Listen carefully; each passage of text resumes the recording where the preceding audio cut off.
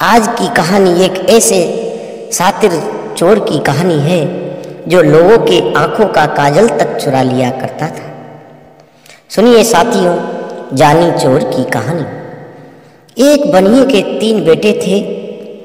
एक बार जब बनिया बीमार पड़ा तो उसने तीनों लड़कों को बुलाकर पूछा कि तुम लोग क्या करना पसंद करोगे, किस तरह की जिंदगी बिताओगे।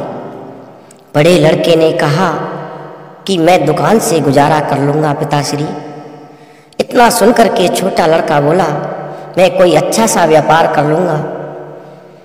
और फिर लास्ट में सबसे छोटे बेटे लल्लू से पूछा कि आप क्या करोगे, तो लल्लू बोला, मैं तो चोरी करूँगा पिताश्री। एक बार कहीं तगड़ा माल हाथ लग जाए तो वर्षों तक कुछ करने की जरूरत नहीं पड़ेगी।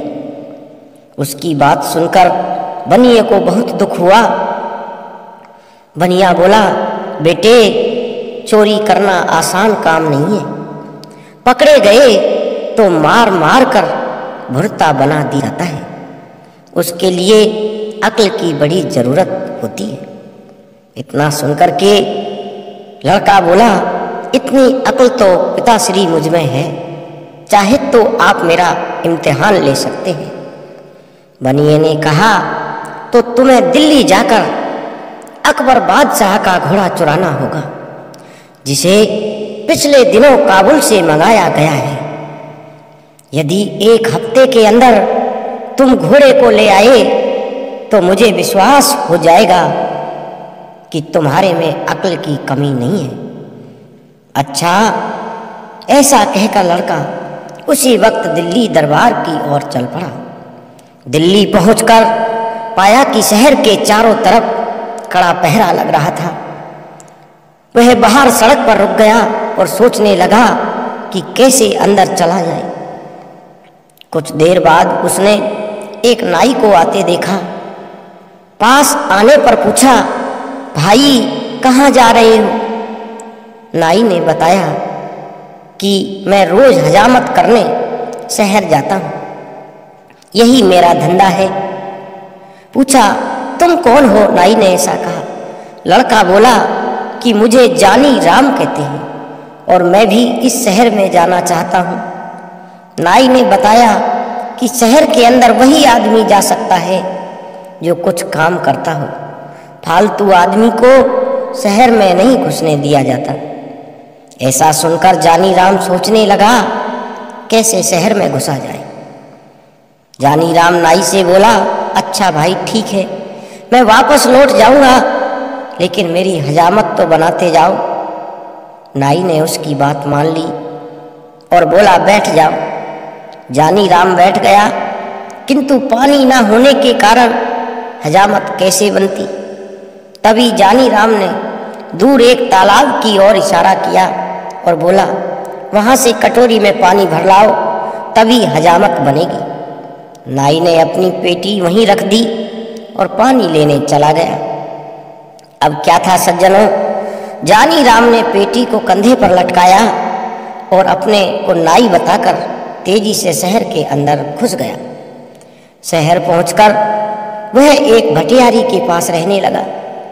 धीरे धीरे उसने भटियारी को काबू में कर लिया। उससे बोला, अगर तू होशियारी से मेरा काम करती रहेगी तो तुझे रोज एक सोने की असरपी दूंगा। बुढ़िया राजी हो गई तो उसने बताया कि आज से मेरा नाम जानी चोर है, किसी को पता नहीं चलना चाहिए कि जानी चोर कहाँ रहता है। अगले दिन उसने एक पर्चा लिखकर बुढ़िया को दिया कि उसे ले जाकर दरबार में डाल दे। पर्चे में लिखा था, साथियों, बादशाह सलामत, जानी चोर आपके शहर में आ चुका है, वो आपके काबुली घोड़े को चुरा लेगा। बुढ़िया ने वह पर्चा अपने तोते को दिया और तोता उसी वक्त पर्चे को दरबार में डाल आया। बादशाह ने पर्चा पढ़ा तो चकित रह गया।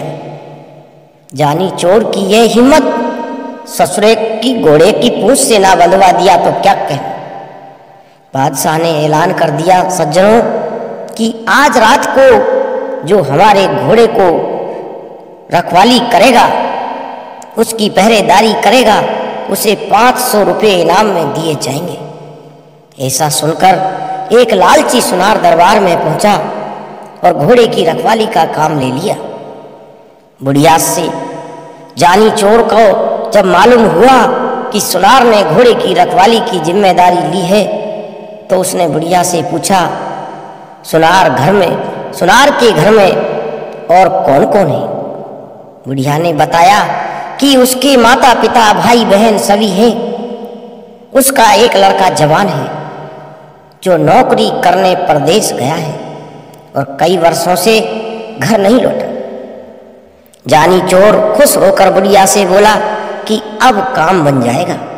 तू ऐसा कर, लोहा, पीतल और गिलट के कुछ टुकड़े जमा कर उसकी एक पोटली बना ले, बाहर से सुंदर रेशमी कपड़ा लपेट देना। बुढ़िया ने वैसा ही किया। शाम के वक्त जानी चोर ने पोटली बगल में रखी और सुनार के घर जा पहुंचा। घर पर उस रात सुनार की घरवाली और उसके लड़के की बहू थी। जानी चोर ने दरवाजा खटखटाया और माँ को पुकारा। सुनार की घरवाली बुढ़िया हो चुकी थी, आंखों से साफ दिखाई नहीं देता था। आवाज सुनते ही उठ बैठी, बहू को भी जगा दिया। अरे सुनती हो, मेरा सुमेर आ गया। बहू उठ खड़ी हुई। माँ ने बेटे को गले लगा लिया, बोली, अब तो तेरी आवाज, रंग, रूप सब कुछ बदल गया है मेरे लाल। तो जानी चोर कहने लगा, हाँ माँ, 12 वर्ष में तो तुम भी बदली बदली सी लग रही हो। पास ही बहू घूंघट काढ़े खड़ी थी। जानी चोर ने पिता के बारे में पूछा। मालूम हुआ है कि वो आज पहरे पर गए हैं। शहर में जानी चोर आया है, वो बादशाह के घोड़े को चुराना चाहता है। रात में बहू ने बढ़िया खाना बनाकर उसे खिलाया। माँ अपने कमरे में सो गई और वह भी बहू के साथ कोठे पर जा पहुंचा। देर तक उन दोनों में बातचीत होती रही। अंत में बहू ने पूछा, अपने माता पिता के लिए तुम बहुत सा रुपया कमा कर लाए हो, मेरे लिए भी कुछ लाए हो क्या? जानी चोर मुस्कुराया और पोटली को खनखनाता हुआ बोला, ये देखो, इस बार तुम्हारे लिए बहुत कुछ लाया हूं। उन चीजों से बढ़कर है ये जो कि तुम अपनी मायके से लाई हो। जरा लाना तो उन चीजों को इनके मुकाबले की है भी या नहीं। बहू बहुत प्रसन्न हुई, अपने सारे जेवर लाकर उसके सामने रख दिए।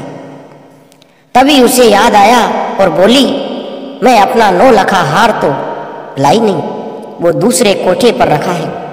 ठहरो, उसे भी अभी लेकर आती हूँ। कहकर वो दूसरे कोठे पर जा पहुंची। सज्जनों, जानी चोर ने सोचा कि भगवान ने उसे अच्छा मौका दिया है, इसे खोना नहीं चाहिए। उसने संदूकची उठाई और 4 दीवारी कूदकर चंपत हो गया। सारा जेवर लाकर उसने भटियारी को सौंप दिया। अगले दिन घर लौटने पर जब सुनार को इस बात का पता चला तो उसकी बोलती बंद हो गई। कहाँ 500 रुपये के इनाम मिलने की खुशी थी और कहाँ हजारों की चपत पड़ गई। उसने सोचा कि ये जानी चोर का ही काम होगा। वह रोता तड़पता बादशाह के दरबार में पहुंचा और अपनी कहानी सुनाई। सुनकर बादशाह को आश्चर्य हुआ। सोचने लगा, चोर ही नहीं, वह बड़ा उस्ताद भी है। किस तरह उसने अपने घोड़े की रक्षा की जाए। दूसरे दिन फिर दरबार में चिट्ठी आ गिरी। इसमें भी उस घोड़े को चुराने की बात लिखी थी। चिट्ठी पढ़कर बादशाह ने घोड़े पर कड़ी निगरानी रखने को कह दिया। इनाम की राशि 500 से बढ़ाकर 1000 कर दी। इस बार घोड़े की रखवाली के लिए कोई तैयार नहीं हुआ। लोग सोचने लगे कहीं इनाम के चक्कर में घर का माल भी ना चला जाए। किंतु शहर के कोतवाल से नहीं रहा गया और वह मूंछों पर ताव देता हुआ बोला, अब उस बदमाश को मैं देखूंगा, पकड़कर बांध ना दिया तो कहना। जानी चोर ने भटियारी से फिर पता लगाया। सज्जनों, कि इस बार पहरे पर कोतवाल साहब आए। उसने दुल्हन जैसे कपड़े पहन लिए और एक थाली में धूप बत्ती जलाकर मंदिर की ओर चल पड़ा। रास्ते में कुछ दूरी पर घुड़साल पड़ती थी, जहाँ घोड़े पर सवार हो कोतवाल साहब पहरा दे रहे थे। रात के समय एक सुंदर स्त्री को अपने पास से गुजरते हुए जब कोतवाल ने देखा तो रोक कर पूछा, इस आधी रात में किसकी पूजा करने आई हो? औरत घूंघट निकाल कर बोली, ठाकुर जी की पूजा करने आई हूँ। कोतवाल बोला, मैं भी तो ठाकुर हूँ। औरत हंसी के स्वर में बोली, अरे हटो जी, क्यों मजाक करते हो? कोतवाल बोला, मजाक नहीं, सच कहता हूँ, तुम ठाकुर की पूजा करने चली हो, जबकि ठाकुर स्वयं तुम्हारी पूजा करना चाहता है। अच्छा तो चलो, माँ मंदिर में चलकर पूजा करना। ठाकुर खुशी से उछल पड़ा और अपने घोड़े को साथ लेकर मंदिर में चला आया। उसने घोड़े को बाहर बांध दिया, हथकड़ी, बेड़ियां और बंदूक लेकर औरत के साथ मंदिर के आंगन में जा धमका। हथकड़ी बेड़ियों को देखकर स्त्री ने पूछा, ठाकुर जी ये सब क्या है? कोतवाल ने बड़े प्रेम से उसे समझाया कि ये चोर डाकुओं के गहने हैं, मैं इन्हें पहन कर देखूंगी। ये कहकर स्त्री ने हथकड़ियां लेकर अपनी कलाइयों में डाल ली। उसकी कलाइयों से हथकड़ियां निकालते हुए कोतवाल बोला, ये तुम्हारे पहनने की चीज नहीं है, तुम्हारी कोमल कलाइयां इससे बल खा जाएंगी। स्त्री ने हट की, सज्जनों, नहीं जी, मैं इन चीज़ों को पहन कर देखना चाहती हूँ कि कैसे पहनी जाती है। अच्छा तो रुको, अभी मैं दिखाता हूँ इन्हें कैसे पहना जाता है। जैसे जैसे मैं बताता जाऊँ वैसे ही तुम मुझे पहनाते जाना। ऐसा कहकर उसने अपने हाथों में हथकड़ी और पैरों में बेड़ियां डलवा ली। फिर मुस्कुराता हुआ बोला, देख लिया, इस तरह पहना जाता है, अब इन्हें खोल दो। साथियों, कोतवाल की बात सुनकर स्त्री जोर से हंस दी। उसने अपनी नकली वेशभूषा को अलग किया और बंदूक उठाकर कोतवाल की छाती पर रख दी और कहने लगा, पूजा करोगे बरखुरदार, जानी चोर की पूजा करना क्या आसान समझा है आपने?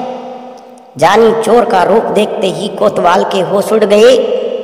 गिड़गिड़ाता बोला, भाई इस बार माफ कर दो, आगे से कभी तुम्हारे आड़े नहीं आऊंगा। किंतु जानी चोर कब सुनने वाला था सज्जनों। उसने कोतवाल को एक रस्सी से बांध लिया, उसके मुंह में कपड़ा ठूंसकर घोड़े पर बिठाया और बादशाह के महल के आगे फेंक कर चंपत हो गया। सवेरा होते ही शहर में हलचल मच गई। जानी चोर ने कोतवाल की वह दशा बनाई जो आज तक कभी ना बनी, ना किसी से बनी थी। लोग जानी चोर के नाम से थर थर कांपने लगे। लोगों के दिलों में भय व्याप्त हो गया।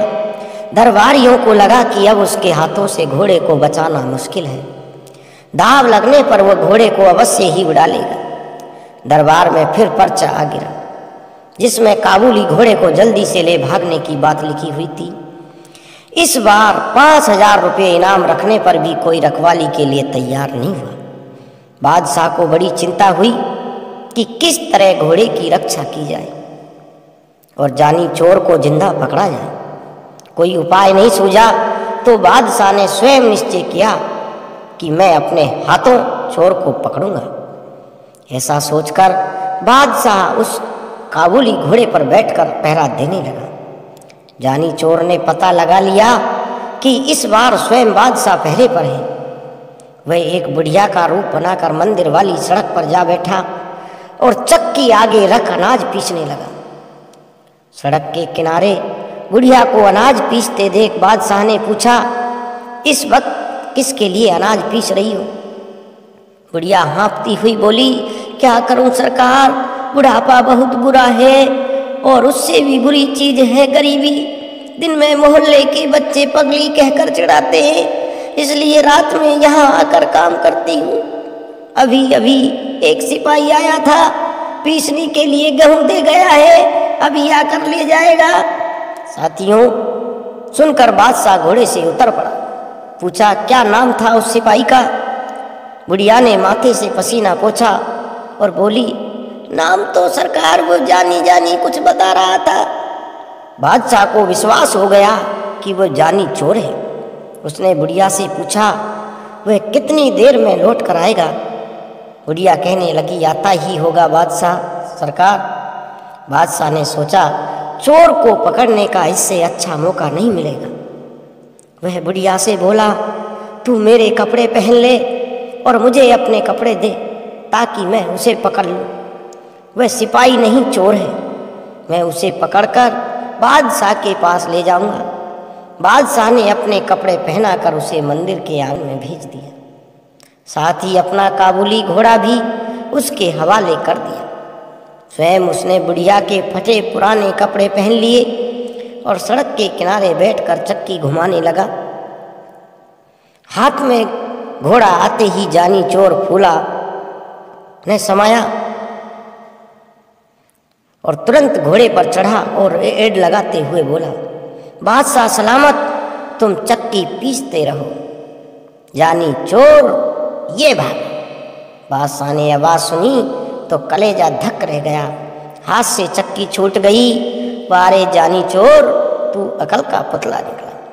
उधर जानी चोर बादशाह की पोशाक में घर पहुंचा तो बनिए को विश्वास हो गया और बोला, शाबाश बेटा, अब तू जरूर चोरी कर सकता है, किंतु याद रख, गरीब को कभी परेशान मत करना। ईमानदारी और मेहनत से कमाए गए धन पर डाका नहीं डालना और गरीबों की सहायता करने में कभी पीछे मत रहना। अब जाकर बादशाह का घोड़ा वापस कर आ। सुनकर जानी चोर घोड़ा वापस करने निकल पड़ा।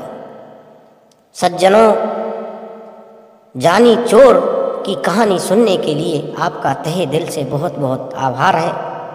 आपको ये कहानी कैसी लगी नीचे कमेंट करके हमें ज़रूर बताइएगा।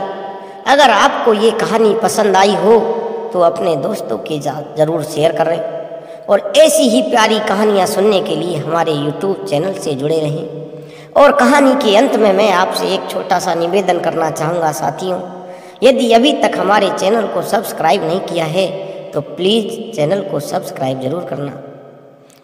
धन्यवाद साथियों।